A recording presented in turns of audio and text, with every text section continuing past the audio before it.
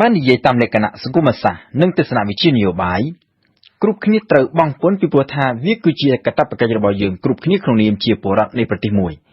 កាតព្វកិច្ចបង់ពន្ធនេះមានសម្រាប់ពលរដ្ឋគ្រប់ប្រទេសទាំងអស់មិនថាតែនៅក្នុងប្រទេសកម្ពុជាឬនៅប្រទេសណាផ្សេងទៀតនោះទេតាមការពិតកាតព្វកិច្ចបង់ពន្ធនេះមានប្រវត្តិដ៏ចំណាស់រាប់ពាន់ឆ្នាំមកហើយពលគឺចាប់តាំងពីការបង្កើតរដ្ឋជាលើកដំបូងកាលពីប្រមាណជា6000ឆ្នាំមុនម្ល៉េះបាននិយាយឲ្យចំទៅការបង់ពន្ធវាគឺជាមូលដ្ឋានគ្រឹះនៃការបង្កើតរដ្ឋតាំងពីដំបូងគឺរដ្ឋមានកាតព្វកិច្ចរក្សាសណ្ដាប់ធ្នាប់និងការពារសន្តិសុខរបស់ប្រជាជនព្រមទាំងធានានូវសេវាសាធារណៈសម្រាប់សហគមន៍ចំណែកឯពលរដ្ឋវិញមានកាតព្វកិច្ចបង់ពន្ធជូនរដ្ឋនិយាយអំពីការបង់ពន្ធគេគួរធ្វើការបែងចែករវាងការបង់អាករដូចជាការបង់ថ្លៃទឹកថ្លៃភ្លើងឬថ្លៃប្រមូលសំរាមជាដើមដែលជាការបង់ថ្លៃទៅលើសេវាណាមួយជាក់លាក់ហើយនឹងមួយទៀតគឺការបង់ពន្ធជាទូទៅដូចជាការបង់ពន្ធលើយានជំនិះពន្ធលើប្រាក់បៀវត្សពន្ធលើតម្លៃបន្ថែមពន្ធលើប្រាក់ចំណេញរបស់ក្រុមហ៊ុនឬពន្ធលើអចលនទ្រព្យជាដើម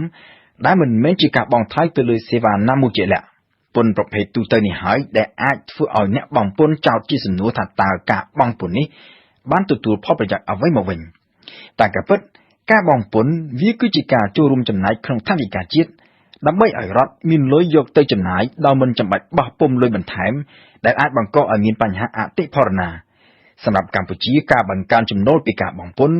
វាគឺជាគន្លឹះដ៏សំខាន់មួយដើម្បីឈានទៅបញ្ឈប់ការពឹងផ្អែកទៅលើជំនួយបរទេសសម្រាប់អ្នកបង់ពន្ធអ្វីត្បិតតែពន្ធនេះមិនមានការកំណត់អំពីសេវាណាមួយជាថ្នូរមកវិញជាក់លាក់ក៏ពិតមែន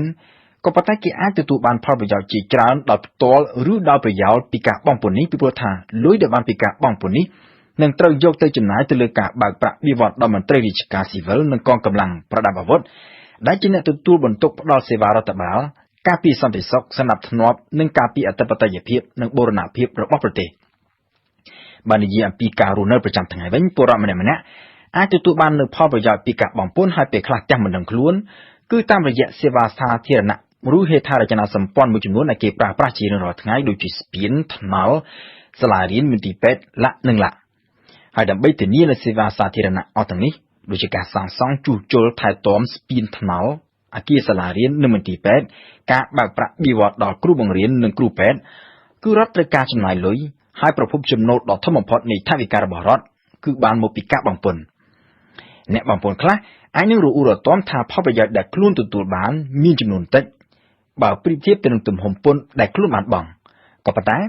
គេក៏មិនត្រូវភ្លេចដែរថាការបង់ពន្ធមិនមែនធ្វើឡើងដោយសម្លឹងតែទៅលើផលប្រយោជន៍ដែលត្រូវទទួលបានមកវិញតែមួយនោះទេគោលការណ៍ដ៏សំខាន់មួយនៃការបង់ពន្ធគឺសាមគ្គីភាពនិងសមធម៌បន្ទុកបង់ពន្ធត្រូវតែសមមាត្រទៅតាមលទ្ធភាពរបស់ពលរដ្ឋម្នាក់ៗក៏ប៉ុន្តែសេវាសាធារណៈដែលកើតចេញពីការបង់ពន្ធនេះត្រូវបានជាប្រយោជន៍ដល់សមូហភាពទាំងមូលដោយស្មើគ្នា